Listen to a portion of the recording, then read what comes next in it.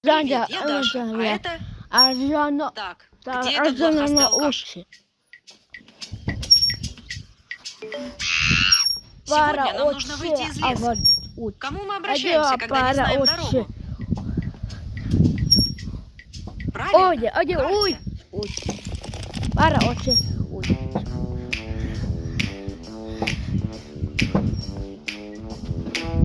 Если отправляетесь куда-нибудь, я укажу вам верный путь. Я карта. Я карта. Смело идите куда захотели, я приведу вас прямо к цели. Я карта. Я карта, я карта, я карта, я карта, я карта, я карта, я карта. Ну что ж, в этот раз пойдем наугад.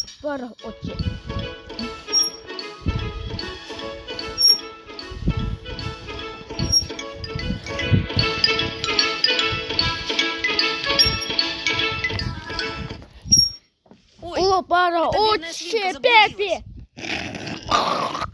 Не волнуйся, мы тебя не бросим.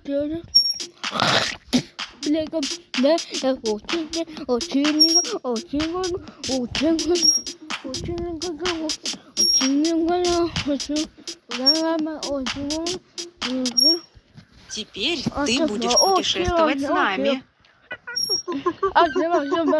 Да, ты прав. Нужно идти, а то скоро стемнеет.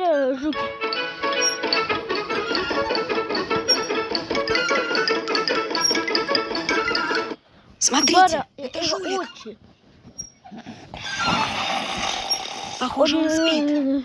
Нужно вести себя тихо, чтобы его не разбудить. Может, в рюкзаке есть что-нибудь, что поможет успокоить животное? Как думаете, что поможет Даше усмирить животное?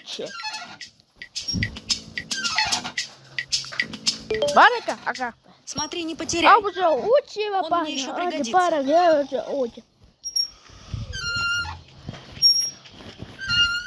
Вроде не разбудили жулика. Поздравляем, мы вышли из леса. У нас была сегодня интересная прогулка. Напишите в комментариях, что понравилось вам больше всего.